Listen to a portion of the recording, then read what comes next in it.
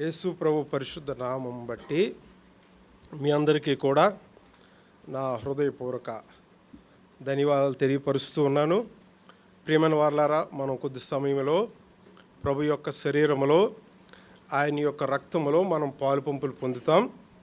అయితే దానికి ముందుగా మనల్ని మనము పరీక్ష చేసుకొని ప్రభుతో సమాధానకరమైన స్థితిని కలిగిన వారమై ఆ బలలో మనం పాలు పంపులు పొందడానికి ప్రభు మనకు సహాయము చేయునుగాక. ఆమేన్.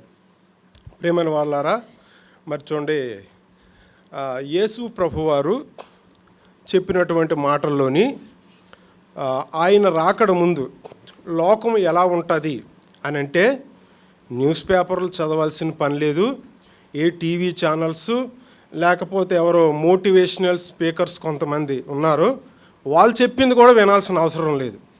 యేసు ప్రభు వారు ఏం చెప్పారంటే, నోవాహు దినముల్లో ఎలాగున్నదో లోతు దినాల్లో లోకం ఎలాగుందో, యేసు ప్రభువారి రాకడకు ముందు కూడా లోకం అలాగే ఉంటుందని యేసు ప్రభువారు చెప్పారు.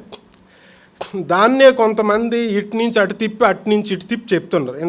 ఇంతకు మించి కొత్తది ఏమీ కూడా లేదు అన్నమాట. మనం ఈరోజు చూడండి, ఒకసారి ఒక దైవజనుడు అన్నాడు, ఆయన మాట్లాడుతూ, God's involvement will make total difference అన్నారు. అంటే దేవుడు జోక్యం చేసుకుంటే ఒక మనిషి జీవితం అసాధారణంగా మార్చబడుతుంది అన్నాడు. చూడండి, కొంతమంది దైవజనులు ఉంటారు, వారు చెప్పిన మాటలు ఒక్కటే కావచ్చు కానీ ఆ ఒక్క మాట జీవితాంతానికి సరిపోతుంది. ఒక దైవజనుడు ఆయన మెసేజ్ నేను వింటూ ఉన్నప్పుడు అది 1960 ఆ టైంలో ఆయన చెప్పిన మెసేజ్. ఆయన చెప్తూ అన్నాడు, one touch of Jesus can make anything, change anything అన్నాడు. అంటే యేసు ప్రభువారు ఒక్కసారి ఎవరినైనా తాకితే, ఎవరి జీవితంలోనైనా ఆయన పని చేయటం ప్రారంభిస్తే ఎలాంటి పరిస్థితుల్లోనైనా మార్పు వస్తుందని చెప్పారు. చూడండి, మన ముందు తరంలో దేవుని సేవ చేసిన వారిలో ఒక దైవజనుడు అన్నాడు, కొన్ని సందర్భాల్లో చాలామంది దేవుని ప్రజల నోట వెంట కొన్ని సందర్భాలు మనుషులు ఏం చెప్తారంటే, నా జీవితానికి ఇంకా ఎలాంటి నిరీక్షణ లేదు, ఏదన్నా దేవుడు కార్యము చేస్తేనే అంటారు. చూడండి, ఎవరైతే నా జీవితానికి ఏ నిరీక్షణ లేదు, దేవుడు కార్యము చేస్తేనే తప్ప ఎలాంటి హోప్ లేదు అనే ఆ స్థితిలో ఎవరైతే ఉన్నారో వారే ప్రపంచంలో ఉన్నవారందరికంటే గొప్పవారు అన్నాడు ఆయన. ఆ 3 మాటలు నేను విన్నప్పుడు నేను ఎంతో ఆదరించబడ్డాను. ప్రియమైన వారలారా, అయితే ఈరోజు మనం గమనించవలసిన విషయం ఏంటంటే, చూడండి, ఒక దినము హాగరు దేవునికి ఒక పేరు పెట్టింది. చూడండి, ఆదికాండం 16వ అధ్యాయంలో దేవునికి ఒక పేరు పెట్టింది. చూడండి, ఇక్కడ ఆదికాండం 16వ అధ్యాయము 13వ వచనములో, అది చూచుచున్న దేవుడవు నీవే అను పేరు తనతో మాట్లాడిన యెహోవాకు పెట్టెను అనే మాట మనం ఇక్కడ చదువుతున్నాం. చూడండి, బైబిల్ గ్రంథంలో ఆయా సందర్భాల్లో దేవుడు ఆయన ఏమై ఉన్నాడో, ఆయన పేరేంటో ఆయన బయలుపరుచుకున్నాడు. సైన్యములకు అధిపతి యొక్క యెహోవా, ఇంకా ఇలాగ చాలా మాటలు. అబ్రహాము, ఇస్సాకు, యాకోబుల దేవుడు, ఉన్నవాడు అనువాడు. తర్వాత ఆయన యెహోవా అనే నామాన్ని బయలుపరుచుకున్నాడు. మోషేకు ప్రత్యక్షమైనప్పుడు 3-4 తరములను శిక్షించేవాడినని, 1000 తరాలకు కృపచూపువాడినని దేవుడు ఇలాగ ఆయా సందర్భాల్లో తన వ్యక్తిత్వాన్ని బయలుపరుచుకున్నాడు. ఆదికాండం 17వ అధ్యాయం 1వ వచనంలో ఏముంటుందంటే, నేను సర్వశక్తి కలిగిన దేవుడిని అని అన్నాడు అబ్రహాముతో దేవుడు మాట్లాడుతూ.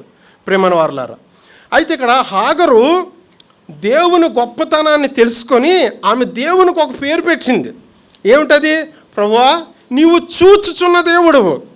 ప్రియమైన వారలారా, ఆయా సందర్భాల్లో చూడండి, మనుషుల హృదయాల్లో ఎవరెవరు దేవుని పిల్లలే కావచ్చు, దేవుని పిల్లలు కాని వారే కావచ్చు, దేవుడు అనేవాడు అసలు ఉంటే చూడండి, దేవుడు ఈ పరిస్థితుల్లో ఏమైనా ఆయన చూస్తున్నాడా అన్నట్టుగా అనుకుంటారు. కానీ ఆదికాండంలోని చూడండి, యాకోబు యొక్క చూడండి, ఆదికాండంలోని ఈ విషయం మనం చూస్తాం. ఆదికాండం 29వ అధ్యాయము 31వ వచనములో ఈ మాట ఉంటుంది చూడండి. లేయా ద్వేషింపబడుట యెహోవా చూచి ఆమె గర్భము తెరిచెను. ప్రియమైన వారలారు, ఇక్కడ లేయా విషయంలో దేవుడు జోక్యం చేసుకున్నాడు. జోక్యం చేసుకోవడానికి రీజన్ ఏంటి? రీజన్ ఏంటంటే రాహేలు చాలా అందంగా ఉంటుంది.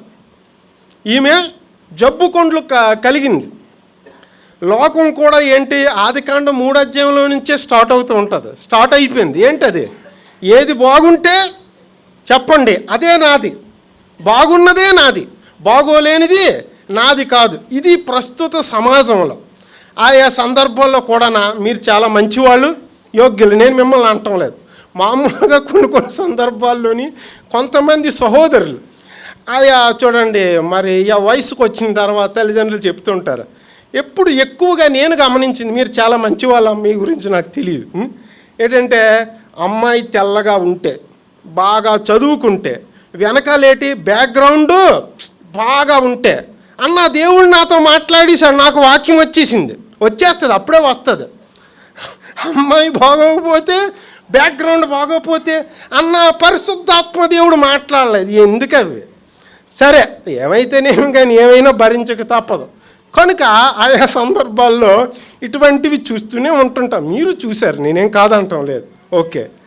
అయితే ఇక్కడ యాకోబు యొక్క పరిస్థితి కూడా ఏంటంటే, ఇంటిలో రాహేలుకి తండ్రి ప్రేమ మరి బాగుంటే, అందంగా ఉంటే మరి తండ్రి ప్రేమించాలి, అందరూ ప్రేమిస్తారు. రాహేలుకి అందరి ప్రేమ ఉంది. ఈ లేయాకి మరి ఇది కాకుండా ఏదో కారణం చేత లాబాను గారు అధిక తెలివితేటలు ఉపయోగించే చూడండి. అందుకు ఒక దైవజనుడు అన్నాడు, యాకోబు మోసగాడు అంటే లాబాను యాకోబుకు మించిన మోసగాడు, ఒకరికి మించిన వారు ఒకరు. అందుకే తెల్లవారులకి అడుగుతున్నారు, మామగారు ఏటి మీరు చేసింది అంటే, డోంట్ వరీ, కొంతకాలం ఆగు, సెకండ్ కూడా నీకే అన్నాడు. ఓకే, అయిపోయింది. అంటే బైబిల్లో ఉన్నదే నేను చెప్తున్నాను, అక్క చెల్లెళ్ళారు, అన్నదమ్ములారు, ఇంకేం చెప్పాను నేను. సరే, అయితే ఇంకెక్కడ చూడండి, పోనీ ఏదో వివాహం అయిపోయిన తర్వాత కూడా ఏంటి, మీకు భర్త ప్రేమ కూడా దక్కట్లం లేదు. మరి ఈ లేయా సిస్టర్ గారు ఎంత బాధపడ్డారో దేవుడు ఏం చూశాడు, ఆమె వేదన చూశాడు. అక్కడ ఆమె వేదన చూసి దేవుడు ఏం చేశాడంటే, లేయా ద్వేషింపబడుట చూచి ఆమె గర్భమును దేవుడు తెరిచాడు అనమాట. కనుక ప్రియమైన వారలారా, మన దేవుడు చూచుచున్న దేవుడు. మన జీవితాల్లో ప్రతి పరిస్థితులను ఆయన ఎరిగి ఉన్నాడని మనం జ్ఞాపకం చేసుకోవాలి.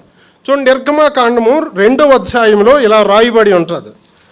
నిర్గమాకాండం 2వ అధ్యాయం 23 నుండి 25 వచనాలు ఇలా రాయబడి ఉంటుంది. ఏమనంటే, ఆఖరి వచనం, దేవుడు ఇశ్రాయేలీయులను చూచెను, దేవుడు వారి యందు లక్ష్యముంచెను అనే మాట చదువుతున్నాం. చూడండి, యోసేపు కాలంలో ఇశ్రాయేలీయులు, యాకోబు అతని యొక్క సహోదరులందరూ కూడా, యాకోబు అతని కుమారులు అందరూ కలిసి మొత్తానికే ఐగుప్తుకు వచ్చారు. కొంతకాలం అక్కడ బాగానే ఉంది. కానీ దేవుని ఉద్దేశం నెరవేరాలి కనుక దేవుడు ఫరో యొక్క హృదయాన్ని కఠినపరిచాడు. అక్కడ జరిగిన విషయం ఏంటంటే, ఏ స్థలంలోనైతే వారు అక్కడ క్షేమంగా ఉన్నారో అదే స్థలంలో వారికి కష్టాలు మొదలైనవి. ఇంకా ఇందులో మనం చదువుతాం, వారు దేవుని తట్టు తిరగనంత వరకు దేవుడు కూడా వారి తట్టు తిరగలేదు. వారు ఎప్పుడైతే దేవుని తట్టు తిరిగి దేవుని సన్నిధిలో మొరపెట్టారో, దేవుని సన్నిధిలో కన్నీరు కార్చారో, అప్పుడే చూడండి ఇక్కడ మనం చదువుతున్నాం. అయితే దేవుడు ఇశ్రాయేలీయులను చూచినని మాట ఉంది. అయితే అంతకుముందు దేవుడు వారిని చూడలేదని కాదు, అక్కడ అర్థం ఏంటంటే దేవుడు వారి విషయంలో బాధ్యత వహించలేదు. చూడండి, ఆయా సందర్భాల్లో కూడా అన్నీ బాగున్న తర్వాత చూడండి, మీరు గమనించండి, అన్నీ బాగున్న తర్వాత చాలామంది ప్రార్థన మర్చిపోతుంటారు. తర్వాత ఇంకేం మర్చిపోతారు, అన్నీ దేవుని వాక్యాన్ని చదవటం, దేవుని ఇంటిని కూడా మర్చిపోతూ ఉంటారు. కానీ కష్ట సమయంలో దేవుడిని ఆశ్రయిస్తారు. అయితే ఎంతో నమ్మదగిన దేవుడు. చూడండి, అపోస్తలుడైన పౌలు తన ఆత్మీయ కుమారుడైన తిమోతితో మాట్లాడుతుంటాడు, మనము నమ్మదగని వారమైనను ఆయన నమ్మదగిన వాడుగా ఉంటాడు. చూడండి, నేను 96వ సంవత్సరం ఆగస్టు 11వ తారీఖుని యేసు ప్రభువారిని నేను నా సొంత రక్షకునిగా అంగీకరించాను. అయితే నేను 2000 సంవత్సరం మార్చి నుంచి నేను దేవుని యొక్క పనిలో కొనసాగుతున్నాను. అయితే 24 సంవత్సరాల సేవా జీవితం గురించి నేను చెప్పేది ఏంటంటే, నేను నమ్మకంగా ఉన్నప్పుడు దేవుడు నా పక్షాన నమ్మకంగా ఉన్నాడు. చాలా సందర్భాల్లో నేను నమ్మకంగా లేకపోయినా ఆయన నమ్మకంగా ఉన్నాడు. ఆయనే కానీ నా పట్ల నమ్మకంగా లేకపోతే ఈ రోజుకి నేను ఈ స్థితిలో ఉండేవాడిని కాదని మీ అందరికీ నేను తెలియపరుస్తూ ఉన్నాను. అదే అపోస్తలుడైన పౌలు చెప్తూ ఉన్నాడు. మనం నమ్మకంగా ఉన్నప్పుడు దేవుడు మన పక్షంగా నమ్మకంగా ఉంటాడు. ఆయా సందర్భాల్లో నమ్మకంగా లేని పరిస్థితుల్లో కూడా దేవుడు ఆయన ప్రజల పక్షంగా నమ్మకంగా ఉంటాడు. ఒక దినము అబ్రహాము ఐగుప్తుకు వచ్చిన తర్వాత సగం నిజము సగం అబద్ధం చెప్పారు. కొంతమంది దీన్ని ఏమంటారంటే అధిక తెలివితేటలు. ఏంటండి, సహోదరి అని చెప్పాడు. అయినప్పటికీ అక్కడ గమనించండి, దేవుడు నమ్మదగిన వాడుగా ఉన్నాడు. దేవుడు నమ్మదగిన వాడిగా లేకపోతే ఏం జరిగి ఉండేది? అదే పొరపాటు ఎవరు? ఇస్సాకు గారు చేశారు. అయినప్పటికీ దేవుడు నమ్మదగిన వాడిగా ఉన్నాడు. కొన్ని సందర్భాల్లో కూడా నా జీవితంలో కూడా నేను నమ్మకంగా ఉన్నప్పుడు దేవుడు నమ్మకంగా ఉన్నాడు, నేను నమ్మకంగా లేనప్పుడు కూడా ఆయన నమ్మకంగా ఉన్నాడు. కనుక నేను ఈరోజు ఈ స్థితిలో ఉన్నానని ప్రభు బట్టి మీకు తెలియపరుస్తున్నాను. ప్రియమైన వారలారా, మనం నమ్మదగిన వారమైనను నమ్మదగిన దేవుణ్ణి మనం కలిగి ఉన్నాం.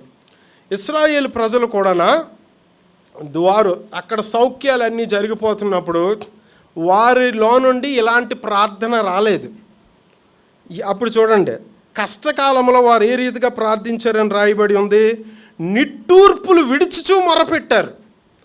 అలాగే ఎప్పుడైతే మొరపెట్టారో దేవుడు వారికి సమీపంగా వచ్చి దేవుడు చేసినటువంటి కార్యం ఏంటంటే, బలవంతులైన వారి చేతిలో నుండి బలహీనులైన ఆయన ప్రజలను విడిపించాడు. ఎంత గొప్ప దేవుడండి మన దేవుడు! ఎటువంటి వాడంటే, బలవంతులైన వారి చేతిలో బందీలుగా ఉన్నవారిని కూడా, బందీలుగా ఉన్న బలహీనులను కూడా విడిపించగల సమర్థుడు మన దేవుడు. ఇక్కడ చూడండి, దేవుడే కానీ జోక్యం చేసుకోకపోతే, దేవుడే కానీ ఇశ్రాయేలు ప్రజల పక్షంగా వహించకపోతే ఎప్పటికీ కూడా ఇశ్రాయేలు ప్రజలు, హెబ్రీయులు ఆ యొక్క ఐగుప్తు దేశంలోనే ఆ బాధలు పడుతూ ఉండవలసిందే తప్ప వేరే మార్గం లేదు. కానీ దేవుడు అక్కడ జోక్యం చేసుకున్నాడు. ఐగుప్తు అధికారం, ఐగుప్తు సింహాసనం, ఐగుప్తు యొక్క సైన్య బలం, ఐగుప్తు యొక్క దేవతల బలం ఏది కూడా నిలబడలేకుండా పోయింది. ప్రియమైన వారలారా, కనుక ఇక్కడ మనం గమనిస్తే ఇశ్రాయేలు ప్రజల గురించి దేవుడు మాట్లాడుతూ అంటున్నాడు. చూడండి 7వ వచనంలో 3వ అధ్యాయం, మరియు యెహోవా ఇట్ల నేను ఐగుప్తులోనున్న నా ప్రజల బాధను నిశ్చయముగా చూచితిని, పనులలో తమను కష్టపెట్టు వారిని బట్టి వారు పెట్టిన మొరను వింటిని, వారి దుఃఖములు నాకు తెలిసే ఉన్నవి. అంతకుముందు దేవుడు ఈ మాట ఇశ్రాయేలు ప్రజల కోసం చెప్పలేదు. ఎప్పుడైతే వారికి కష్టం కలిగిందో, బాధ కలిగిందో, ఆ కష్టము, ఆ బాధ, ఆ దుఃఖం అంతా దేవునికి చెప్పుకున్నప్పుడు దేవుడు వారి పక్షం వహించి ఏం చేశాడంటే, దేవుడు వారిని బలవంతుని చేతిలో బందీలైపోయిన ఆయన ప్రజలను దేవుడు జోక్యం చేసుకొని విడిపించాడు. ప్రేమైన వారలారా, అలాగే మన దేవుడు చూడండి, మన జీవితాల్లో మన కన్నీళ్లను కూడా ఆయన చూచేవాడుగా ఉంటాడు. 1 రాజుల గ్రంథం, క్షమించండి 2వ రాజుల గ్రంథము 20వ అధ్యాయము 5వ వచనములో ఈ మాట ఉంటుంది. నీవు తిరిగి నా ప్రజల అధిపతి అయిన హిజ్కియా యొద్దకు పోయి అతనితో ఇట్లనము, నీ పితరుడైన దావీదునకు దేవుడగు యెహోవా నీకు సెలవిచ్చినదేమనగా, నీవు కన్నీళ్లు విడుచుట చూచితిని. ప్రియమైన వారలారా, చూడండి, కన్నీటికి లోకం ఇచ్చేటటువంటి రెస్పాన్స్ ఏంటంటే, లోకం ఏమంటా తెలుసా? ఈ ఏడుపు ఏదో ముందే ఉంటే బాగున్ను, ఇటువంటివి రకరకాలుగా. ఆయా సందర్భాల్లో కొందరు కన్నీరు కారుస్తుంటే చూసి ఆనందించిన వాళ్ళు ఉంటారు. లోకంలో సహజంగా ఇది జరిగేదే. అయితే మన దేవుడు అటువంటి వాడు కాదు. చూడండి, హిజ్కియా గురించి మొదట ఏమో ప్రవక్త అయిన యెషయాను పంపించాడు. వెళ్ళి అర్జెంటుగా చెప్పిన ఆయన అన్నాడు. వెళ్ళాడు మరి ప్రవక్త, రాజగృహంలోనికి వెళ్ళాడు. చూడండి, అక్కడ హిజ్కియా యొద్దకు వెళ్ళి నీవు బ్రతకవు, మరణం అవుతున్నావు కనుక నీ ఇల్లు చక్కబెట్టుకోమని చెప్పేసి బయలుదేరుతున్నాడు. అయితే ఆ ఇంటిలో నుండి పూర్తిగా ఏంటండి ఈ యెషయా తిరిగి రాలేదు. ఇంకా నడుస్తూ ఉంటుండగానే దేవుడు ఏమన్నాడంటే మరలా వెళ్ళు. ఏమన్నాడు దేవుడు? మరలా వెళ్ళు, ఈ మాట చెప్పు. ఏం చెప్పారు? అతను కన్నీళ్లు విడిచుట్టు నేను చూచాను, అతన్ని స్వస్థపరుస్తాను, ఆయుష్నిస్తాను, ఈ పట్టణానికి నేను మేలు చేస్తానని చెప్పమని దేవుడు సెలవిచ్చినట్టుగా మనం చూస్తున్నాం. కనుక ప్రియమైన వారలారా, మొదటగా ఏంటంటే దేవుడు చూడండి, లోకం చేత మనం ద్వేషించబడుతున్నాం, కరెక్టే, దేవుడు మనల్ని చూస్తాడు. రెండో విషయం ఏంటంటే మనకు కలిగిన కష్టాలు, బాధలు, కన్నీళ్లను, వేదన బట్టి దేవునికి మొరపెట్టినప్పుడు ఆ వేదనను ఎవరు చూచినా చూడకపోయినా దేవుడు తప్పకుండా చూస్తాడు. అటువంటి దేవుణ్ణి మనం కలిగి ఉన్నాం. మూడవది ఏంటంటే మన కన్నీటిని కూడా ఆయన చెప్పండి నిర్లక్ష్యం చేయుడు. చూడండి, మహాకాశములు పట్టజాలని దేవుడు ఆ మానవులు కార్చిన కన్నీటిని కూడా ఆయన, కీర్తనాకారుడైన దావీదు రాస్తాడు, ప్రభువా నా కన్నీరు నీ కవిలిలో భద్రపరచబడి ఉన్నది అంటాడు. ఇక్కడ హిజ్కియా కన్నీరు కార్చాడు. కన్నీరు కార్చితే దేవుడు అంటున్నాడు, నీవు కన్నీరు విడుచుట నేను చూచాను కనుక నేను నిన్ను స్వస్థపరుస్తాను, తర్వాత ఈ పట్టణానికి మేలు చేస్తాను, ఆయుష్నిస్తానని దేవుడు సెలవిచ్చాడు. అదే రీతిగా యోషియా రాజు గురించి కూడా దేవుడు చెప్పిన మాట ఒకసారి జ్ఞాపకం చేసుకుందాం. 2వ రాజుల గ్రంథం 22వ అధ్యాయం 19వ వచనంలో ఉన్నమాట, ఇశ్రాయేలీల దేవుడైన యెహోవా సెలవిచ్చినదేమనగా, ఈ స్థలము పాడగననియు దాని కాపురస్తులు దోషణాస్పదులగుదరనియు నేను చెప్పిన మాటలను నీవు ఆలకించి మెత్తన మనసు కలిగి యెహోవా సన్నిధిని దీనత్వం ధరించి నీ బట్టలు చింపుకొని నా సన్నిధిని కన్నీళ్లు రాల్చితివి గనుక నీవు చేయు మనవిని నేను అంగీకరించి ఉన్నాను. ప్రియమైన వారలారా, యోషియా రాజు చాలా చిన్న వయస్సులోనే రాజు అయిపోయాడు. చూడండి, ఆ చిన్న ప్రాయంలోనే రాజరికం ఆయనకు రావడానికి గల కారణం ఏంటో తెలుసా? దావీదు సంపాదించిన ఆశీర్వాదం. చాలామంది చూడండి, ఆత్మీయులైన తల్లిదండ్రులు సంపాదించిన ఆశీర్వాదం పిల్లలకు వస్తుంది, కానీ ఆ పిల్లలకు వాటి విలువ తెలియట్లేదు. చాలా విచారకరం ఇది. చాలా చిన్న ప్రాయంలోనే రాజు అయిపోయాడు. అంటే దావీదుకు ఒక వాగ్దానం ఉంది, ఆ వాగ్దానం బట్టి రాజు అయిపోయాడు. ఓకే, అయితే ఈయన ఒక దినము ధర్మశాస్త్రంలో మాటలు చదివాడు. ఏంటది? దేశం మీదకు ఉగ్రత రాబోతుంది, దేశము నశించిపోబోతుందని ఆ విషయం వినినప్పుడు ఏం చేశాడంటే ఈయన దేవుని సన్నిధిలో మోకరించి కన్నీళ్లు కార్చి విలపించి ప్రార్థన చేశాడు. దానికి ఫలితం ఏంటంటే దేవుడు చెప్తున్నాడు, యోషియా నీవు కార్చిన కన్నీరును కూడా నేను చూచిన వాడుగా ఉన్నానని. కనుక ప్రియమైన దేవుని బిడ్డలారా, దేవుడు మన కన్నీటిని కూడా చూచేవాడు. అందుకు మనం దేవుని బట్టి ధైర్యం తెచ్చుకోవాలి. కీర్తన గ్రంథం 30వ అధ్యాయంలో భక్తుడైనటువంటి దావీదు యొక్క అనుభవం చూడండి. బైబిల్లో కొన్ని విషయాలు భక్తులు తమ అనుభవంతో రాశారు. అందులోని 30వ అధ్యాయంలో ఏముంటుందంటే, ప్రభువా నీవు నాకు గోనె పట్ట విడిపించి సంతోష వస్త్రము నాకు ధరింపజేసావు, నా కన్నీటిని నీవు నాట్యంగా మార్చావు ప్రభువా అంటారు. మనిషి కన్నీరు ఎప్పుడు కాల్చుతాడు? నాట్యం ఎప్పుడు చేస్తాడు? కన్నీరు వేదన కలిగినప్పుడు. నాట్యం ఎప్పుడు చేస్తారో? సంతోషము కలిగినప్పుడు అనమాట. మన దేవుడు ఏంటంటే మన కన్నీటిని కూడా ఆయన నాట్యంగా మార్చగలిగిన దేవుడు. అయితే ఆయన మన కన్నీటిని కూడా చూచుచున్నవాడు అని మనం జ్ఞాపకం చేసుకోవాలి. చూడండి, చాలా కాలం అప్పుడు నేను ఒకసారి మా చిన్నాన్నగారు ఇక్కడ వాక్యం చెప్పినప్పుడు ఒక హెబ్రోన్లో జరిగిన ఒక విషయం ఎగ్జాంపుల్ చెప్పారు. అది నేను ఇప్పటికీ గుర్తుంది నాకు. ఒకరోజు ఏం జరిగిందంటే, ఇలాగ ఆదివారం హెబ్రోన్లో జరిగింది. మా చిన్నాన్నగారు చెప్పారు. ఆరాధన అయిపోయింది. ఇప్పుడైతే కౌంటింగ్కి చూడండి, ఆఫరింగ్స్ కౌంటింగ్ చేయడానికి ఇప్పుడు పద్ధతులన్నీ మారిపోయి, అప్పుడేంటి కౌంటింగ్ చేసి అన్నీ ఏం చేయాలి, బ్యాగుల్లో చుట్టడం ఉంటుంది.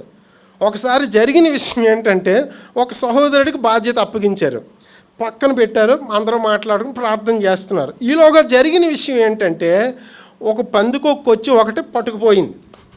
అది తీసుకెళ్ళి ఎక్కడో మొత్తాన్ని పెట్టేసింది. అందరూ చూశారు. మీకు 2 ఇచ్చాం, ఒకటేదంటే ఏమో నాకు తెలీదు. అప్పుడు చివరగా అందరు ఏమన్నారంటే, మనకి చూడండి తొందరపడి ఎంత తొందరగా మాట అనేస్తాం, దేవుని మందిరంలో నమ్మకంగా ఉండాలి. ధనం దగ్గర కూడా నమ్మకంగా లేకపోయావు, నువ్వేమి సంఘ పెద్దవి ఏదో అంటారు కదా.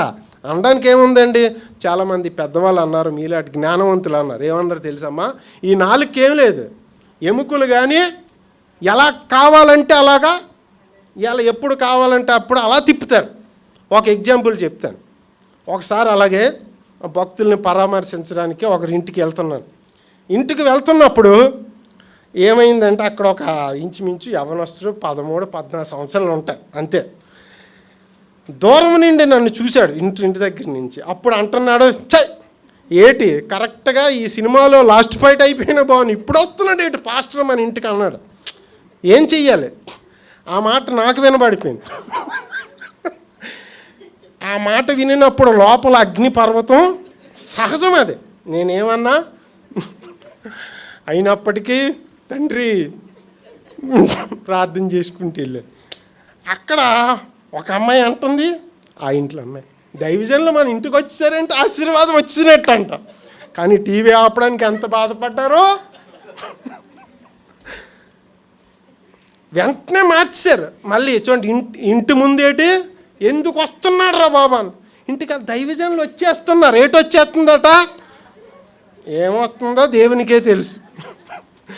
అలాగుంటుంది, మాటలు తొందరగా విసిరేస్తారండి.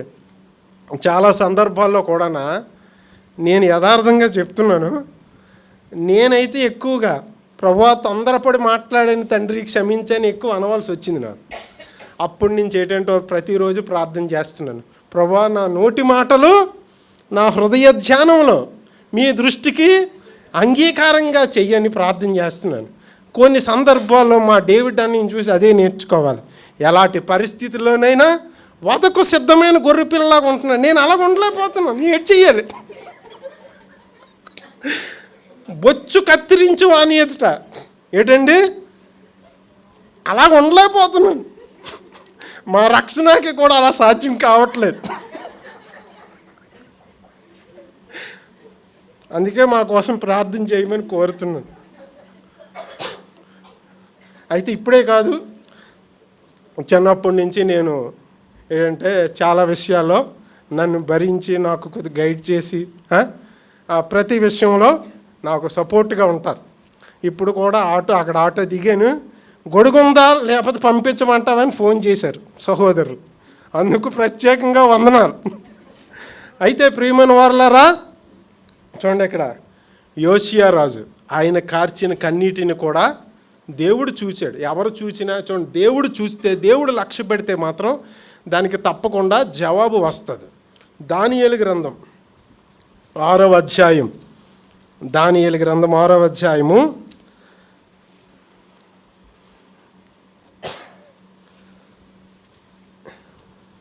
22వ వచనం. నేను నా దేవుని దృష్టికి నిర్దోషినిగా కనబడితిని గనుక ఆయన తన దూతను పంపించి సింహములు నాకు ఏ హానియు చేయకుండా వాటి నోళ్ళు ముయించెను. ఇక్కడ దానియేలు భక్తుని యొక్క జీవితంలో దేవుడు జోక్యం చేసుకున్నాడు. షద్రక్ మేషక్ అబేద్నెగోల పక్షంగా దేవుడు నిలవబడి బాధ్యత వహించాడు. ఇంకా చెప్పుకోవాలనుకుంటే మరి మిగిలిన వారి విషయంలో ఎందుకు వహించడో అది ఎక్కడ అర్థమైపోద్ది. చూడండి అక్కడ కొంతమంది ఏమంటారు తెలుసండి, ఏమంటారు, మనసులో ఉంటే సరిపోదు కదండి అంటారు. అన్నిటికీ అది పనిచేయదని గతసారి నేను చెప్పడం జరిగింది. Please note this point. Okay, అయితే ఏంటంటే మరలా అది రిపీట్ చేయకూడదు అనేసి. ఇప్పుడు పరీక్ష ఎదురైంది. ఏంటి, విగ్రహానికి నమస్కారం చేస్తే శిక్ష తప్పిపోతుంది, విగ్రహానికి నమస్కారం చేసి శిక్ష తప్పిపోతుంది, చెయ్యకపోతే అగ్నిగుండం వారికి ఈయనక సింహాల బోను. ఒకవేళ ఇదే పరిస్థితి ప్రస్తుతం ఉన్నవాళ్ళు ఎవరికైనా ఇలాగైతే రేషన్ కార్డు ఉండదంటే ఎంతమంది అక్క చెల్లెమ్మలు ఎంతమంది అన్నదమ్ములు నిలబడతారో దేవునికే తెలుసును. ఓకే, మీరు నిలబడతారనే నా నమ్మకం. ఓకే, ఆయా సందర్భాల్లో కొన్ని మనం చూస్తూ ఉంటాం. ఇప్పుడు ఇలాంటి పరిస్థితుల్లో షద్రక్ మేషక్ అబేద్నెగోలు దేవుని పక్షంగా నిలబడ్డారు. నిలబడి వారు ఒకటే మాట అన్నారు, మా దేవుడు రక్షించుటకు సమర్థుడు, ఇన్ కేస్ ఒక్కవేళ రక్షించకపోయినా మేము ఇది చెయ్యం. స్ట్రాంగ్గా నిలబడ్డారు. ఇలాగ దానియేలు భక్తుడు చెప్తున్నది ఏంటంటే, సింహము కాదు సింహములా బోనులో పడేశారు. దర్యావేషు రాజైన మొదటి సంవత్సరంలో ఇలాగ మనం చూస్తున్నాం. అయితే అక్కడ దానియేలును దేవుడు ఎందుకు తప్పించాడంటే, ఇక్కడ దానియేలు చెప్తున్నాడు, దేవుని దృష్టికి ఈయన నిర్దోషిగా కనబడ్డాడు కనుక తప్పించబడ్డాడు. ప్రేమైన వాళ్ళారా, మనం కూడా దేవుని దృష్టికి నిర్దోషులంగా ఉంటే, యోగ్యులంగా ఉంటే, ఎలాంటి పరిస్థితి నుండైనా దేవుడు మనలను తప్పించగలడు. అటువంటి గొప్ప దేవుడిని మనం కలిగి ఉన్నామని ప్రభువు నామాన్ని బట్టి మీకు తెలియపరుస్తూ ఉన్నాను. ప్రేమైన వాళ్ళారా, సరే, నా సమయం ఇంకా సమీపించలేదు అనుకుంటున్నాను. ఓకే, అంటే రక్షణానంద్ గారు నాకు అరగంట అన్నారు. అయితే నేను అనుకుంటున్నాను దేవుని కాలమానం ప్రకారం అరగంట ఏమో. దేవుని కాలమానం ఏంటమ్మా? 1000 సంవత్సరములు 24 గంటలు. ఆ రీతిగా ఒక అరగంటలో ముగించేసుకుందాం. ఓకే, సరే. దేవుడు కార్యం చేయడం ప్రారంభిస్తే ఎలా ఉంటుందంటే, చూడండి, మనము జీవితమంతా ప్రయాసపడిన, జీవితమంతా మనకున్న సామర్థ్యం ఉపయోగించిన, మన వలన కానిది దేవుడు కార్యం చేస్తే అతి సులువుగా, ఇంకా చెప్పుకోవాలంటే ఒక్క క్షణంలో జరిగిపోతుంది. ఒక దినము ఇశ్రాయేలు ప్రజలు దేవునికి విరోధంగా సనుగుతున్నారు. ఏమని సనుగుతున్నారు? మాకు ప్రతిరోజు ఏమండి వెజిటేరియన్ అయిపోయింది, నాన్ వెజిటేరియన్ ఏది, ఇలా అన్నట్టు. మాకు మాంసం ఎవరు పెడతారు? ఐగుప్తు దేశంలో ఏంటంటే 5వ వచనములో, ఉచితముగా తినిన చేపలు, కీరకాయలు, దోసకాయలు, కూరాకులు, ఉల్లిపాయలు, తెల్లగడ్డలు జ్ఞాపకములకు వచ్చుచున్నవి. అయ్యో మా ప్రాణం సొమ్మసిల్లిపోయింది, ఇప్పుడు మాకు ఎవరు మాంసం పెడతారని ఏడటం ప్రారంభించారు. అయితే అప్పుడు దేవుడు చూడండి మోషేతో మాట్లాడుతూ ఈ మాట చెప్తూ ఉన్నాడు. ఆ మాట ఒకసారి జ్ఞాపకం చేసుకుందాం. సంఖ్యాకాండం 11వ అధ్యాయం 19-20 వచనాలు మనం చూచినట్లయితే, ఎవరైనా ఒకరు చదవండి.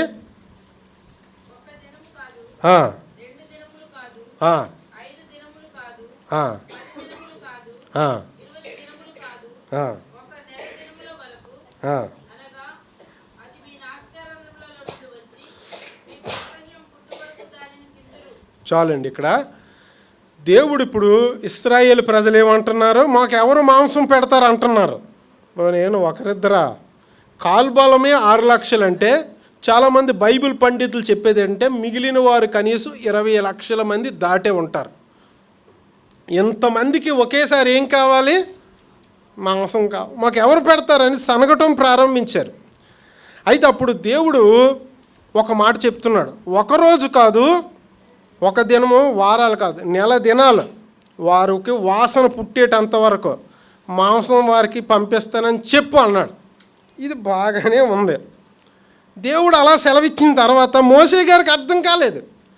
బైబిల్ అనిపిస్తుంటుంది, ఈ లేఖన భాగం చదివినప్పుడు దేవుడు కూడా ఎంతో బాధపడి ఉంటాడు.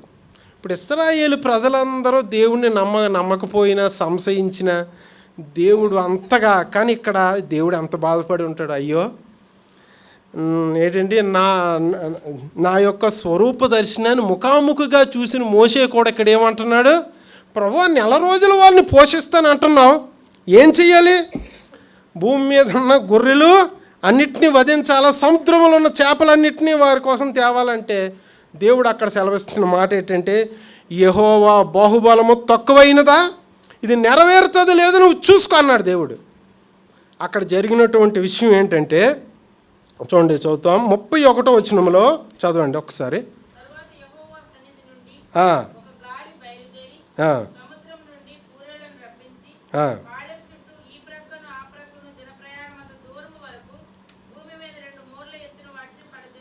చాలండి. ఇక్కడ దేవుడు పనిచేయటం ప్రారంభించాడు. ప్రారంభించిన తరువాత జరిగింది ఏంటంటే, ఈ వచనం చదివితే నాకు అర్థమైన విషయం చెప్తున్నాను. పూరేళ్ళు అంటే అవి చాలా చిన్నవిగా ఉంటాయి. ఇంగ్లీషులో ఏముంటుంది చూడండి ఒకసారి, ఇంగ్లీష్లో ఎప్పుడైనా చాలా చిన్నది ఉంటుంది, అది ఎంతే ఉంటుంది. వాస్తవంగా అక్కడ ఇశ్రాయేలు ప్రజలు 20 లక్షల మంది పైగా ఉన్నారు. అందరికీ ఏం కావాలి? మాంసం కావాలి. సరే, దాని గురించి సరిగినప్పటికీ అక్కడ దేవుడు పని చేయటం ప్రారంభించిన తర్వాత జరిగిన విషయం ఏంటంటే, ఈ 20 లక్షల మంది పైగా ఉన్న ప్రజలు జీవితమంతా కష్టపడినప్పటికీ కూడా సాధించలేనిది దేవుడు పని చేయటం ప్రారంభించిన తర్వాత అక్కడ మనం చదువుతాము, దేవుడు సముద్రము నుండి చూడండి, యెహోవా సన్నిధి నుండి ఒక గాలి బయలుదేరింది, అంతే పని మొత్తం జరిగిపోయింది. ఏంటి? పూరేళ్ళను తీసుకొచ్చి దేవుడు పడేశాడు. అక్కడ ఏమన్నా రాయబడి ఉంటుందో, ఒక దిన ప్రయాణం అంత దూరం. ఏంటమ్మా? ఒక దినం. చూడండి ఆయా సందర్భంలో ఒక దినం అంటే ఇప్పుడు ప్రతిదానికి దేని మీద ఆధారపడుతున్నారు? ఎక్కువగా గూగుల్ తల్లి మీద ఆధారపడుతున్నారు. ఏంటో, దేవుని మీద ఆధారపడితే మంచిది. అయితే ఈ విషయంలో కూడా నేను గూగుల్ సెర్చ్ చేశాను. నేను సెర్చ్ చేసిన తర్వాత ఒక మనిషి ఎంత దూరం నడవగలడు? 30 కిలోమీటర్లు రోజుకి నడవగలడు. పోనీ 10 తగ్గిద్దాం ఇప్పుడు ఉన్నవారు. ఓకే, ఇంత దూరం తర్వాత ఏంటి? మరలా 2 మూరల ఎత్తు. ఎంత? 2 మూరల ఎత్తు తీసుకొచ్చి దేవుడు పడేశాడు. దాన్ని చేయడానికి దేవుడు ఎంత టైం తీసుకున్నాడు? నిమిషాల్లో దేవుడు కార్యం చేసేసాడు. కనుక ప్రియమైన వారలారా, ఇదే పని ఒకవేళ ఇశ్రాయేలీలకి దేవుడు చెప్పి మీరు చేసుకోండి అంటే, వారి జీవితం అంతా కష్టపడినా అది వారి వల్ల కాదే కాదు. కనుక ప్రియమైన వారలారా, మన జీవితంలో దేవుడు పని చేయటం మొదలు పెడితే మన జీవితం అంతా ప్రయాసపడినా సాధ్యం కానిది ఒకే క్షణంలో దేవుడు చేయగలడు. చూడండి, డేవిడ్ బ్రెయినార్డ్ అనబడిన దైవజనుని కోసం, భక్త్ సింగ్ గారి కోసం ఎక్కువగా సమాజం ఇచ్చేటటువంటి సాక్ష్యం ఏంటంటే, ఒక మనిషి జీవితమంతా ప్రయాసపడినా సాధ్యం కాని కార్యాలు దేవుడు వారి పరిచర్యలో దేవుడు జరిగించాడు. ఎంత ఉదాహరణకి ఇప్పుడు మా చిన్నాన్నగారు కానీ మా నాన్నగారు కానీ స్కూల్కి వెళ్ళి ఏం చదువుకోలేదు, అది మీరు తెలుసుకోవాలి. అయినప్పటికీ ఆ తరంలో ఉన్న దైవజనులు వాక్యాన్ని చెప్పేవారుగా వారిని ప్రిపేర్ చేశారు. ఎందుకంటే అప్పుడు ఉన్నటువంటి ఆత్మీయత అలాగనమాట, ప్రతి ఒక్కరిని అలా ప్రిపేర్ చేశారు. కనుక ప్రియమైన దేవుని బిడ్డలారా, మన జీవితాల్లో దేవుడు పనిచేయటం మొదలు పెడితే మనం జీవితం అంతా ప్రయాసపడిన సాధ్యం కానిది ఒక్క క్షణంలో దేవుడు జరిగించేస్తాడు. అలాంటి దేవుణ్ణి మనం కలిగి ఉన్నాం. చూడండి, మనం సాధారణంగా ఒక విషయాన్ని సండే స్కూల్ పిల్లలకు పరిమితం చేసాం అనుకోండి. ఏంటి? 5 రొట్టెలు 2 చిన్న చేపలు. యోహాను సువార్త 6వ అధ్యాయంలో ఉంటుంది. ఒకసారి చూద్దాం. ఆ సహోదరులు అరగంట అన్నారు, కానీ మీ ఆసక్తి చూస్తుంటే నాకు మరొక గంటగానే కొనసాగించాలనిపిస్తుంది. మీరేం నిరాశపడద్దు, నేను మీకోసం సిద్ధంగా ఉన్నాను. ఓకే, యోహాను సువార్త 6వ అధ్యాయము ఇక్కడ మనం చదువుతాము. 10వ వచనంలో చూడండి, ఇక్కడ రాయబడి ఉంటుంది. 10వ వచనం, యేసు జనులను కూర్చుండబెట్టుడని చెప్పెను. ఆ చోట చాలా పచ్చిక ఉండెను గనుక లెక్కకు మించి 5,000 మంది పురుషులు కూర్చుండురి. ప్రియమైన దేవుని బిడ్డలారా, ఒక సంవత్సరంలో సాక్షి మ్యాగజైన్లో క్రిస్మస్ టైంలో యేసు ప్రభువారి కాలం గురించి కొన్ని విషయాలు రాశారు. ఆ బుక్ మొత్తం అదే ఉంది. సరే చదువుదామని నేను చదివాను. అప్పుడు అనిపించింది, అయితే యేసు ప్రభు పుట్టినప్పుడు దేశంలో అంత కఠినమైన పరిస్థితులు ఉన్నాయని నాకు అర్థమైంది. ఎందుకు బైబిల్లో ఒక యోహాను భక్తుడు అంటాడు, 2 అంగీలు ఉన్నవారు లేనివాడికి ఇవ్వమని చెప్పారు. అవునా? యేసు ప్రభువారు అదే చెప్పారు. యేసు ప్రభువారు పుట్టిన కాలంలో యెరూషలేములో ఉన్న పరిస్థితి ఏంటంటే చాలామందికి 2 అంగీలు లేవు. అది అసలు సంగతి. ఎందుకంటే ఒక ప్రక్క రోమా ప్రభుత్వం వారు పన్నుల రూపంలో ప్రజలను పీడించుకొని తింటున్నారు. చాలా అతి క్రూరంగా పరిపాలన చేస్తున్నారు.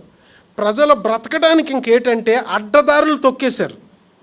అందుకే బరబ్బా బందిపోటు దొంగయ్యాడు. ఎవరైనా దొంగగా బ్రతకాలని ఎవరు అనుకుంటారా? అలాగే బైబిల్లో చదువుతాం, వ్యభిచారం చేయుచుండగా పట్టుబడిన స్త్రీ, పాపాత్మురాలైన స్త్రీ అని. పరిస్థితులు బట్టి కొంతమంది అలా మారిపోయారు. అంటే వారికి దేవుని మీద విశ్వాసం లేదని అనుకోవాలి అక్కడ. అయితే ఇక్కడ యేసు ప్రభువారు ఆయన 3 రోజులు ఉపదేశం చేశాడు.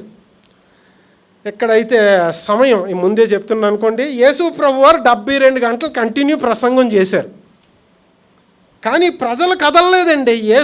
యేసు ప్రభువారు ఒక్కొక్క మాటలో ఏముంది? జీవం ఉంది.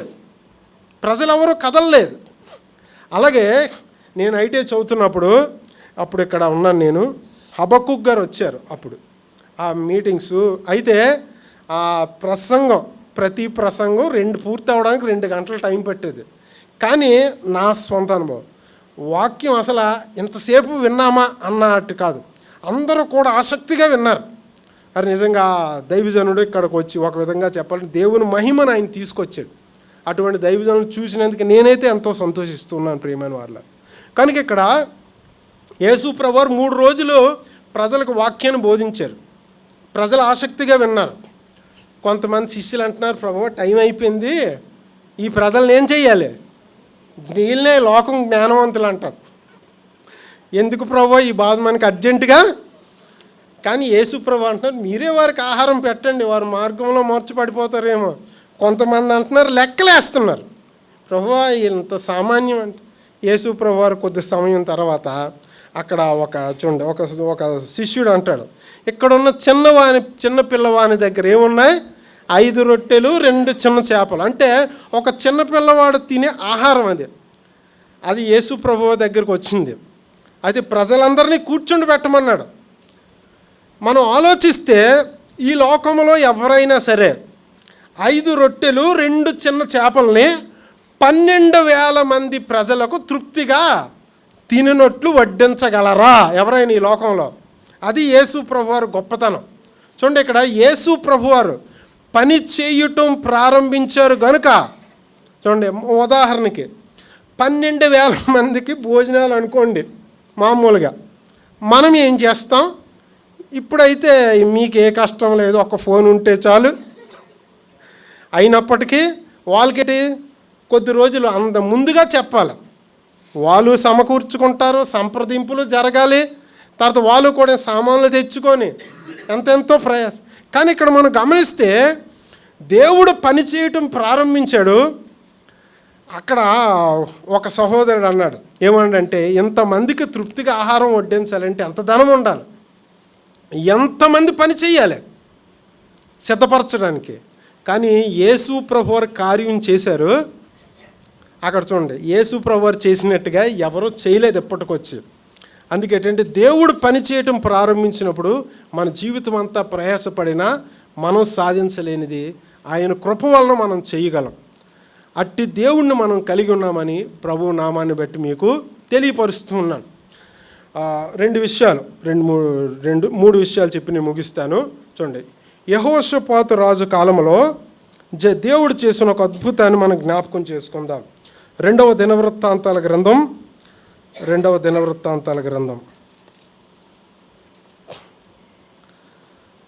20వ అధ్యాయం 25వ వచనం చదవండి ఒకరు.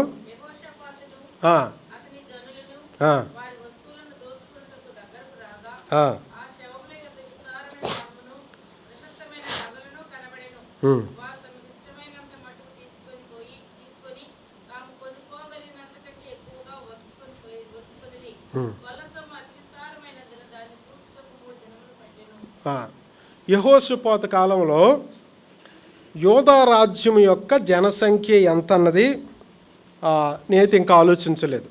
అయితే లక్షల మంది మాత్రం ఉంటారు, ఎందుకంటే అప్పటికి. సరే, మొదట ఏంటంటే అపాయం వచ్చింది. 20వ అధ్యాయం ప్రారంభంలో అపాయము పొంచి ఉందన్న వార్త ఈయన దగ్గరకు వచ్చింది. శత్రువులు పొంచి ఉన్నారు. అయితే చూడండి, ఇక్కడ శత్రువులు ఏమనుకొని వచ్చారు? యోధా రాజ్యాన్ని ఓడించి వీరిని కూడా దాసులుగా చేసుకుందాం, వీరికున్న విలువైన సంపదను పట్టుకొని పోదాం అనుకొని వాళ్ళు వచ్చారు. ఇది శత్రువు యొక్క ఆలోచన. అయితే దేవుని యొక్క ఆలోచన ఏంటంటే, వారు అప్పటికి ఎన్ని రాజ్యాల మీదకి వెళ్ళి యుద్ధం చేసి ఎంత సంపద దోచుకొచ్చారో అదంతా ఆయన ప్రజలకు ఇవ్వాలన్నది దేవుని ఆలోచన. ప్రియమైన దేవుని బిడ్డలారా, ఒకటే గుర్తుపెట్టుకోండి, అపవాది ఎన్ని ఆలోచనలు ఉంటే ఉండవచ్చు, దేవుని ఆలోచన మాత్రమే నెరవేరుతుంది. నాకు సమయం లేదు కనుక నేను త్వరగా ముగిస్తున్నాను. నిర్గమాకాండం 14 అధ్యాయంలో మనం చదువుతాము. అక్కడ ఫరో అతని సైన్యం, శత్రు సైన్యం ఏమనుకుంటూ వస్తుంది, తరుముతాను, తర్వాత ఏం చేస్తాను, నా కత్తిని దూస్తాను, తర్వాత వారు మా దగ్గర నుంచి పట్టుకొని పోయారు కదా అంతా తిరిగి తెచ్చుకుంటాం అనుకుంటూ శత్రువు బయలుదేరాడు. కానీ దేవుడు చేసిన కార్యం ఏంటంటే, ఏ శత్రువు అయితే దేవుని ప్రజలను సంహరించాలనుకుంటూ బయలుదేరాడు, అదే శత్రువుని దేవుడు కీర్తనలో ఉంటుంది, ఒకడు లోతు నీటలో రాయిని విసిరివేసినట్టు విసిరివేశాడు. ఇంకా ఐగుప్తీయులు, అందుకే అక్కడ రాయిబడి ఉంటుంది, మీరు నేడు చూచుచున్న ఈ ఐగుప్తీయులను ఇక మీదట ఎన్నటికీ చూడరని దేవుడు అక్కడ సెలవిచ్చాడు. ప్రియమైన వారులారా, కనుక ఇక్కడ యెహోషాపాతు రాజు కాలంలో కూడా శత్రువులు యుద్ధానికి వచ్చారు. అప్పుడు యెహోషాపాతు దేవునికి ఇలా మొరపెడతాడు, ప్రభువా మీరే మాకు దిక్కు అంటే ఒక గొప్ప పొజిషన్లోనికి ఈయన వెళ్ళిపోయాడు. అప్పుడు దేవుడు సెలవిచ్చిన మాట ఏంటంటే, మీరు యుద్ధం చేయవలసిన అవసరం లేదు, ఆ విజయం ఇస్తానని దేవుడు చెప్పాడు. ఓకే, దేవుడు ఎలా ఆయన ప్రజలకు విజయం ఇచ్చాడంటే, చూడండి, దేవుని ప్రజల మీదకి విరోధంగా లేచిన వారిలోనే ఒకరికి ఒకరు హతం చేసుకున్నారు, అయిపోయింది. నెక్స్ట్ జరిగినటువంటి విషయం, ఇప్పుడు అసలు విషయానికి వస్తున్నాం. చూడండి, యెహోషాపాతు రాజకాలంలో ఎన్ని లక్షల మంది ప్రజలు ఉన్నారో, ఎన్ని కుటుంబాలు ఉన్నాయో తెలియదు. కానీ జరిగిన విషయం ఏంటో తెలుసా, ప్రతి ఒక్కరు కూడా విలువైన సంపదను దోచుకొనుటకు ఎన్ని రోజులు పట్టింది, 3 రోజులు పట్టింది. ఈ 3 రోజులు ఏంటి, ఈ 3 రోజుల్లో జరిగిన కార్యం ఏంటంటే, యోధా రాజ్యములో ఉన్న ప్రజల యొక్క ఆర్థిక భారాలు అన్నీ కూడా ఆ దినంతో దేవుడు తీర్చేశాడు. ఎంత గొప్ప దేవుడు మన దేవుడు, ప్రియమైన వారులారా. అయితే 2 విషయాలు చెప్పి నేను ముగిస్తున్నాను. ఎంతకీ దేవుడు మరి ఇప్పుడు మన జీవితాలు మన పక్షంగా ఉండాలంటే, మన పక్షంగా కార్యం చేయాలంటే, మనం మొట్టమొదటిగా మనం చేయవలసింది ఏంటంటే, యేసు ప్రభు వారికి హృదయంలో చోటు ఇవ్వాలి. హృదయంలో ఆయనను రక్షకునిగా, దేవునిగా, ప్రభువుగా చేర్చుకోవాలి. అది చేయకుండా మిగిలినవన్నీ ఆశించటం ఆశాభంగమే అని ప్రభు పేట మీకు తెలియపరుస్తూ ఉన్నాను. చూడండి, సువార్త వినిన తర్వాత చాలామంది రెస్పాన్స్ వేరు వేరు రీతిలుగా ఉంటుంది.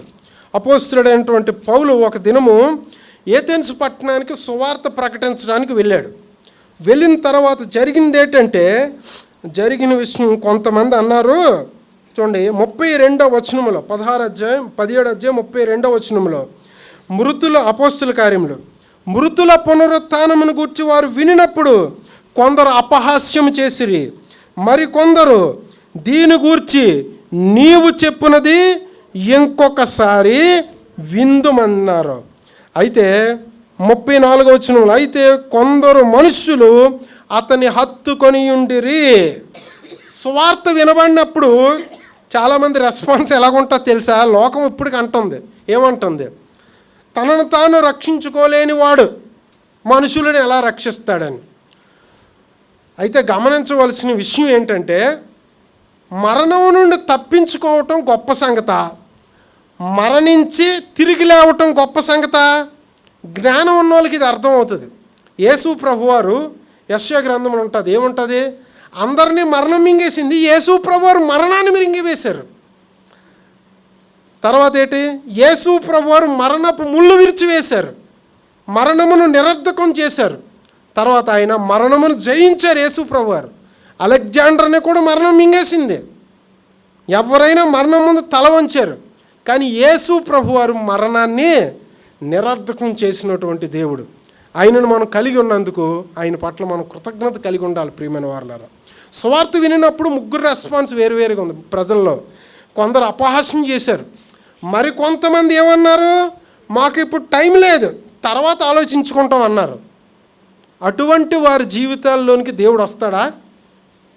వారి జీవితాల్లో దేవుడు అసలు పని చేస్తాడా? దేవుడు పని చేయకపోతే, దేవుడు బాధ్యత వహించకపోతే ఎవరేం చేయగలరు? ప్రియమైన వారులారా, అందుకే చూడండి, యేసు ప్రభువారు కూడా ఈ లోకానికి వచ్చిన తర్వాత యేసు ప్రభువారిని అంగీకరించిన ఆయన శిష్యులు వారి జీవితాలు ఎలా మార్చబడ్డాయి. యోధా మతం అని పట్టుకున్నటువంటి ఇశ్రాయేలు, చూడు, ఇశ్రాయేల్లో ఉన్న పరిసయ్యులు, సద్దూకయ్యులు, శాస్త్రుల సంగతి ఏమైంది? యేసు ప్రభువారు వచ్చి ఎన్నో అద్భుతాలను వారికి కనుపరిచారు.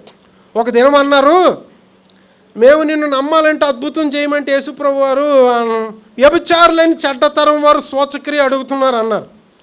అయినప్పటికీ యోహాను సువార్త 11వ అధ్యాయంలో ప్రజలందరూ చూస్తుంటుండగా లాజరుని సమాధి నుండి లేపిన తర్వాత ఏం చేయాలి వాళ్ళు? అక్కడ ఏమంటారు తెలుసా? ఈయన అందరి ముందు అద్భుతం చేశాడే, మనం జరగలేదని చెప్పలేము, కానీ ఎలాగైనా దీన్ని ఏం చెయ్యాలి? కామప్ చెయ్యాలంట. అది అక్కడ చెయ్యమన్నారు, చేస్తే వచ్చిన రెస్పాన్స్ ఇది. కనుక ఏంటంటే ప్రేమైన వారలారా, మీ జీవితాల్లో దేవుడు జోక్యం చేసుకోవాలంటే మొదట యేసు ప్రభువారికి మీ హృదయంలో మీరు చోటు ఇవ్వండి. ఆయన పని చేయటం ప్రారంభిస్తే కార్యాలు చేయటం దేవునికి పెద్ద అసాధ్యం ఏమి కాదు. చూడండి, మోషే జీవితం కోసం ఇంట్రడక్షన్ రాసిన ఒక దైవజనుడు ఏమంటాడంటే, దేవునికి ఐగుప్తు దేశంలో అద్భుతాలు చేయటం పెద్ద కష్టం కాలేదు, కానీ మోషేను దేవుడు తన దారిలోనికి తెచ్చుకోవడానికి దేవుడు ఎక్కువ సమయం తీసుకోవాల్సి వచ్చింది అంటారు. రెండవదిగా ప్రేమైన వారలారా, దేవుడు మన జీవితాల్లో పని చేయాలంటే మనం ఆయన మీద ఆధారపడాలి. కీర్తనకారుడైన దావీదు ఏంటంటాడంటే, ఆయనను ఆశ్రయిస్తే మనుషులను నమ్ముకుంటే కంటే యెహోవాను ఆశ్రయించటం మేలు, రాజులను నమ్ముకుంటే కంటే యెహోవాను ఆశ్రయించటం మేలు. ఆయనను ఆశ్రయిస్తే దేవుడు మన జీవితాల్లో బాధ్యత వహించి ఆయన గొప్ప కార్యాలు చేస్తాడు ప్రియమైన వారలారా. కనుక మనం ఆయనను ఆశ్రయిద్దాం, ఆయన కృపలో మనం వర్ధిల్లుదాం. అయితే దేవుడు మన జీవితాల్లో పని చేయాలంటే చూడండి, దేవుడు హృదయాన్ని చూచేవాడు, అంతరంగాన్ని చూచేవాడు. దావీదు యొక్క జీవితంలో ఈ రెండు విషయాలు నేను చెప్పి ముగిస్తున్నాను. దావీదు తన తండ్రి అయిన యెష్షయికి దావీదు హృదయం ఏంటో తెలియదు, పరలోకపు తండ్రికి మాత్రం దావీదు హృదయం తెలుసు. మన దేవుడు ఒకవేళ ఎవరో మన హృదయం ఏంటో మన మనసు ఏంటో దేవునికి తెలిస్తే చాలు. దావీదు హృదయము దేవుడు చెప్తాడు, నా చిత్తానుసారమైన మనస్సు, దేవునికి ఇష్టమైన హృదయం కలవాడు. అందుకేంటంటే దేవుడు దావీదును కోరుకున్నాడు. దావీదు జీవితంలో చూడండి, మనం స్టడీ చేసి ప్రతి పరిస్థితికి దేవుని మీద ఆధారపడ్డాడు. ఆయన దేవుని మీద ఆధారపడినటువంటి వారిని దేవుడు ఎప్పటికీ కూడా సిగ్గుపరచడు ప్రియమైన వారలారా. సరే, ఒక విషయం చెప్పి నేను ముగిస్తున్నాను. చూడండి, మన ప్రార్థన దేవుడు ఆలకించాలన్నా, మన జీవితం విషయంలో దేవుడు బాధ్యత వహించాలన్నా ఆల్రెడీ దేవుడు చెప్పింది. మత్తయి సువార్త 6వ అధ్యాయంలో ఉంటుంది, విరోధ భావం ఎవరి మీదైనా విరోధ భావంగానే ఉంటే దేవుడు నా ప్రార్థన అంగీకరించడు, దేవుడు బాధ్యత వహించడు. అందుకే దేవుడు ఏమంటే, నీవు అర్పణ అర్పించుచుండగా నీ సహోదరుని మీద కానీ ఎవరి మీద నీకు విరోధ భావం ఉంటే మొదట సమాధాన పడాలి. ఏం చేయాలి? సమాధానపడి అప్పుడు వచ్చి అర్పణ అర్పించి అన్నాడు దేవుడు. కనుక ప్రియమైన వారలారా, దేవుడు మన విషయాల్లో బాధ్యత వహించాలంటే మన హృదయంలో, మన అంతరంగంలో ఎవరి మీద కూడా విరోధ భావం ఉండకూడదు. విరోధ భావం ఏం చేస్తుందంటే దేవుడు మన జీవితాల్లో పని చేయకుండా ఆపివేస్తుంది. తెలుసుకోండి. ఇది మీరు అనుకుంటున్నారు ఏంటి నేను ముగిద్దాం అనుకుంటున్నాను, కానీ మీ ఆసక్తి నన్ను ఆపనివ్వట్లేదు. దానికి ఇంత ధన్యులైన మీకు చెప్తున్నందుకు నేను చాలా సంతోషిస్తున్నాను. చూడండి, మత్తయి సువార్త 13వ అధ్యాయం 58వ వచనం.